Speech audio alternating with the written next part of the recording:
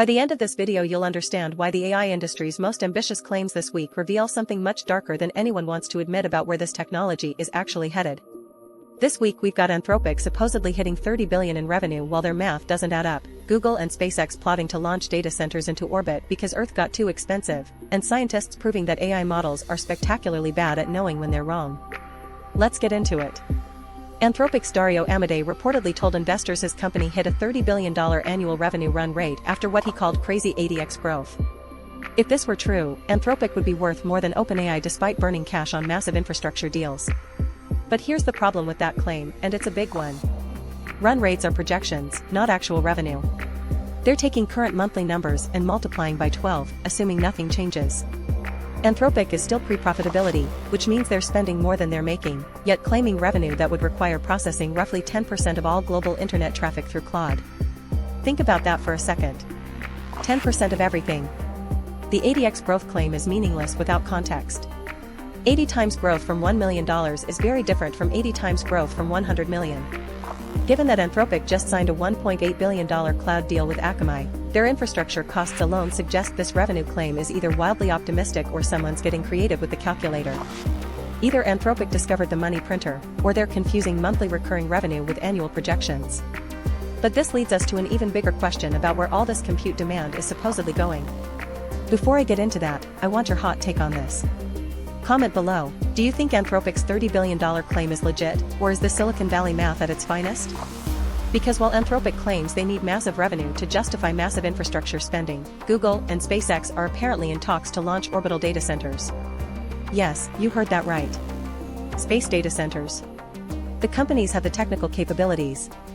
SpaceX moves heavy things to space, Google burns through compute like a cryptocurrency mining farm circa 2017. But in talks is doing some serious heavy lifting here. The physics work in theory. Cooling servers in the vacuum of space, managing latency from 400 miles up, and beaming power reliably to orbit remain what they're calling engineering challenges, which is tech speak for we have no idea how to make this profitable. Costs are admittedly far higher than on the ground with no timeline for reaching parity with terrestrial data centers. Translation, when your earthbound data centers cost too much and face too much regulation, why not add rocket fuel to your capital expenditure budget? This isn't just about cooling costs or real estate prices. This is about escaping jurisdiction, avoiding environmental regulations, and creating infrastructure that's literally above the law. But the regulatory escape fantasy gets even more absurd when you look at what's happening with AI model capabilities. Researchers tested 33 frontier models across 1,500 questions to figure out if AI knows when it doesn't know something. They called it domain-level metacognitive monitoring, which is fancy academic speak for does the AI have any clue when it's about to give you completely wrong information. The study is methodologically solid and addresses a real problem. Models showed wildly different self-awareness across domains. They're decent at recognizing their math limitations but terrible at knowing when they're clueless about historical facts. But here's where the researchers oversell their findings. They're calling this metacognitive monitoring, suggesting the models are developing some form of self-awareness. That's not what's happening. These models aren't becoming conscious or self-reflective. They're pattern-matching confidence signals from their training data. When a model says I'm not sure about medieval history, it's not being metacognitive, it's regurgitating uncertainty markers it learned from human text. The research proves models are unreliably calibrated, not that they're approaching consciousness. Meanwhile, Google is busy slapping AI labels on everything they can find. Google Finance is expanding its so-called AI-powered features to Europe, joining the grand tradition of adding chatbot summaries to existing products and calling it revolutionary. The AI features likely include automated news summaries, earnings insights, and basic portfolio analysis. Standard natural language processing wrapped in ChatGPT-style interfaces. Google hasn't detailed accuracy rates, hallucination controls, or how they're handling financial regulatory compliance across European markets.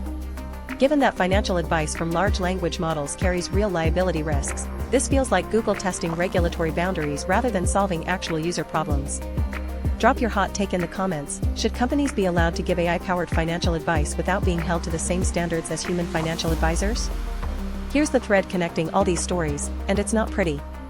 The AI industry is simultaneously claiming unprecedented success while desperately trying to escape the constraints of operating in reality. Anthropic claims $30 billion in revenue they probably don't have to justify infrastructure spending they definitely can't afford. Google wants to put data centers in space to avoid earthbound costs and regulations. Scientists prove AI models are unreliably calibrated while companies rush to deploy them in high-stakes financial applications. This isn't the behavior of an industry confident in its fundamental value proposition. This is the behavior of an industry that knows its current trajectory is unsustainable but doesn't want to admit it.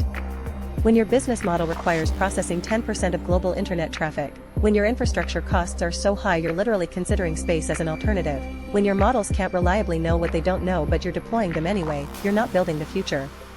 You're building a house of cards that gets more expensive and more dangerous with every level you add. The great AI compute escape isn't about innovation.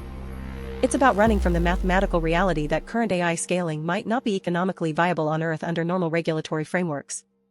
If you want the full breakdown of stories like these every Monday, Wednesday, and Friday, completely free, I go 1,000 words deep in Overfitted. Link in the description. No fluff, no hype, just reality checks on what's actually happening in AI while everyone else is drinking the Kool-Aid. Hit that subscribe button so you don't miss next week when I'll be covering the latest developments in AI regulation and why governments are finally starting to ask the right questions about model safety. If you found this useful, share it with someone who needs a reality check on AI hype. If AI companies are simultaneously claiming record revenues while planning to escape to space to avoid earthbound costs and regulations, what does that tell us about the sustainability of the current AI boom?